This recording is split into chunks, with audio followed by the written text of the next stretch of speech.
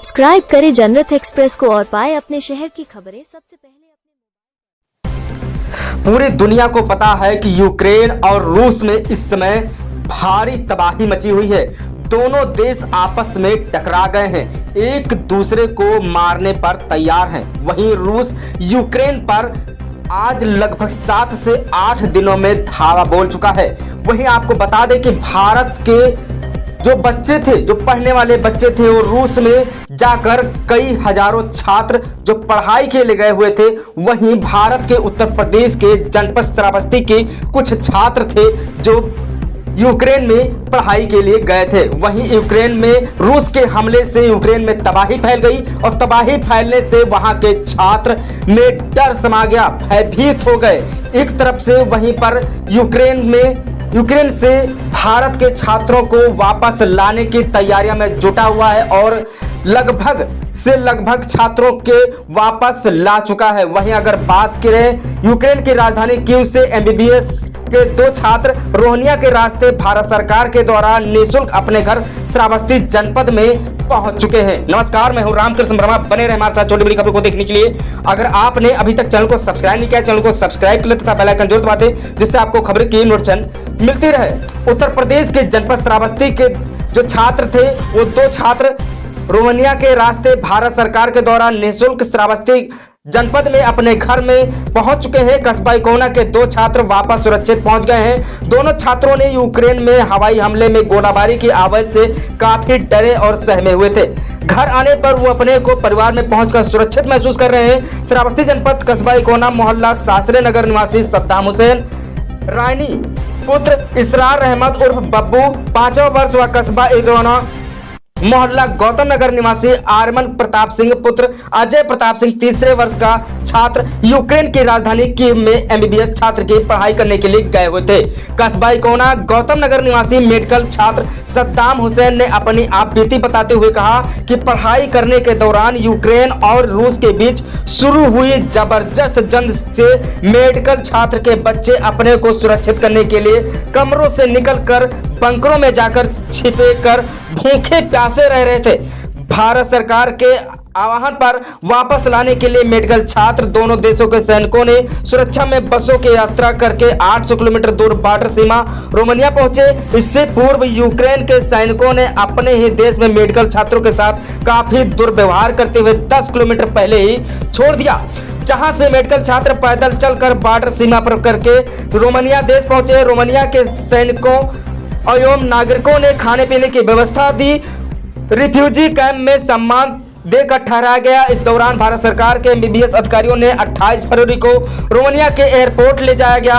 Romania airport से 1 मार्च को सुबह 5 बजे फ्लाइट के उड़ान से 2 मार्च दोपहर 12 बजे दिल्ली उतरने पर भारत सरकार के प्रतिनिधित्व कर रहे मंत्री और अधिकारियों ने गुलाब फूल देकर सभी छात्रों को वेलकम देकर सम्मानित किया। मेडिकल छात्र एवं उनके माता पिता एवं परिवारिक जनों ने भारत सरकार के प्रधानमंत्री नरेंद्र मोदी को सुरक्षित वापस घर पहुंचाने व निःशुल्क भारत लाने के लिए भूर प्रशंसा की है। इसी प्रकार कस्बा इकोना मोहल्ला गौतम नगर निवासी एमबीबीएस का छात्र आर्मन प्रताप सिंह पुत्र अजय सिंह चौहान यूक्रेन में कीव की राजधानी में फंसा हुआ था।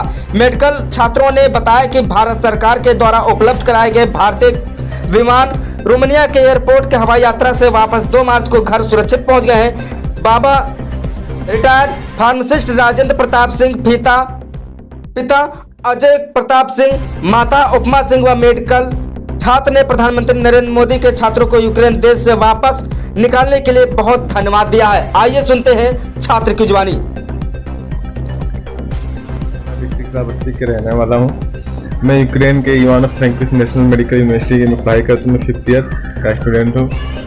यूक्रेन में 24 फेब को ये सब घटना हुआ रात में 4 बजे। पहले तो रशिया वालों ने इवानो एयरपोर्ट को ख़त्म किया, फिर उन्होंने और फिर सेकेंड जो यूक्रेन की कैपिटल है की, फिर उन्होंने उसको डिस्ट्रॉय किया। फिर हम लोग 24, 25, 26 को इंडियन एम्बेसी का वेट करते रहे ताकि कोई स्टेटमेंट आए। स्टेटमेंट आने के बाद हम लोग सीधा, उन्होंने 3-4 ऑप्शन दिया बॉर्डर क्रॉस करने के लिए, रोमानिया, हंगरी और पोलैंड, अर्मीनिया। हम लोग गए हैं वहाँ पे रोमानिया बॉर्डर पे, जो वहाँ पे यूक्रेन का बॉर्डर है। वहाँ पे इतनी रश थी कि हम लोग 48 आवर्स यानी 2 डेज लाइन में खड़े रहने के बाद तब हम लोग का नंबर आया बिना खाए पिए लाइन, क्योंकि हम लोग का बस यही मेंटेलिटी थी किसी तरीके से बॉर्डर क्रॉस करना है। बॉर्डर क्रॉस करने के बाद यूक्रेन सैनिकों का क्या व्यवहार था आपके प्रति? बहुत ही रूड व्यवहार था। उन्होंने बहुत ही एक स्प्रे चालू किया, उन्होंने 3-4 बार उन्होंने फायरिंग भी की, क्योंकि हम लोग बाल बचे मतलब। फिर हम लोगों ने किसी तरीके से बॉर्डर क्रॉस करने के बाद रोमानिया कंट्री में एंट्री किया। उन्होंने वहाँ के लोगों ने हम लोग का बहुत ही अच्छा वेलकम किया, लाइक के पेरेंट्स के तरीके से हम लोगों ने, रोमानिया वालों ने बहुत अच्छा व्यवहार किया। फिर हम लोग 27-28 को वहाँ पे रहे, शेल्टर रूम में रहे 2 दिन एम्बेसी के एडवाइस के बाद। फिर हम लोग की इंडियन एम्बेसी ने बस कराया एयरपोर्ट जाने के लिए।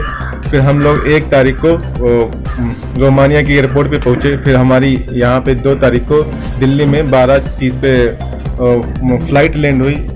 हम सिर्फ प्रधानमंत्री नरेंद्र मोदी का तहे दिल से इस्तेमाल करते हैं, जो उन्होंने हम लोग को इतना सराहनीय काम किया, और बहुत फक्र है अपने प्राइम मिनिस्टर। यूक्रेन में चल रहे युद्ध के संबंध में आपको क्या कैसा लगा? मतलब कभी डर लगा तो लग रहा था? हाँ, 24 फेब को ही हम लोग बहुत डरे हुए थे, क्योंकि हम लोग बस दिमाग में कुछ समझ, क्योंकि कर्फ्यू लग गया था, दिमाग और मेंटेलिटी बहुत ख़राब हो गई थी, क्योंकि इंडियन बच्चे इतने परेशान थे, और फिर पेरेंट्स भी तो ऑलमोस्ट परेशान ही थे। तो हम लोग किसी तरीके से कांटेक्ट में थे। कांटेक्ट में होने के बाद भी पेरेंट्स को बस सलाह बता रहे थे कि ठीक है, हम लोग को कोई दिक्कत नहीं है, क्योंकि दिमाग काम ही नहीं कर रहा था क्या करना है क्या नहीं करना है। जैसे कमरे में थे कि बंकर में थे? कमरे में हम लोग के इंडियन एम्बेसी की तरफ से आप लोग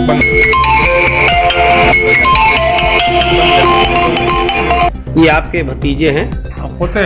होते हैं। ये यूक्रेन में पढ़ाई करने के लिए गए थे? जी हाँ। भारत सरकार ने इन्हें वापस ला घर परिवार के साथ छोड़ा गया है। इसके लिए आप भारत सरकार को करता हूँ। मेरे बच्चे को लाकर यहाँ छोड़ा तो उन्होंने बहुत मदद किया सरकार ने। आप यूक्रेन में MBBS की पढ़ाई करने के लिए गए थे जी। इसमें वहाँ यूक्रेन और रूस का युद्ध चल रहा है। जी जी। उस युद्ध से आपको भी कोई समस्या और परेशानी उत्पन्न हुई? जी।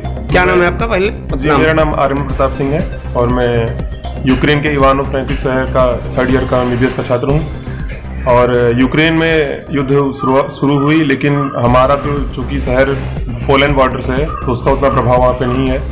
हाँ, पहले दिन थोड़े हवाई जहाज़ों का आना जाना रहा था, लेकिन उससे कुछ खास दिक्कत नहीं हुई। दिक्कत हम लोग को मतलब हम लोग ने अपना जो होता है कि जैसे राशन खरीद लिया और कैश का इंतजाम कर लिया, वो सब हम लोगों ने कर लिया था।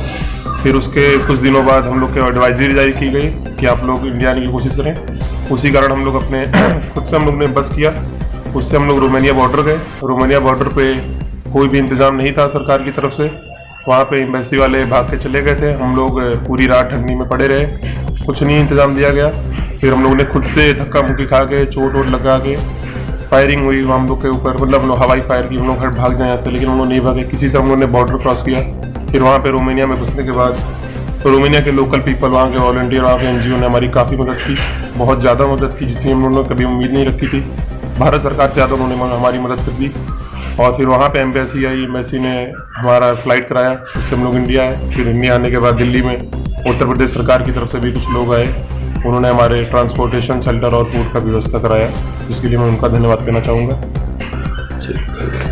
सब्सक्राइब करें जनरत एक्सप्रेस को और पाए अपने शहर की खबरें सबसे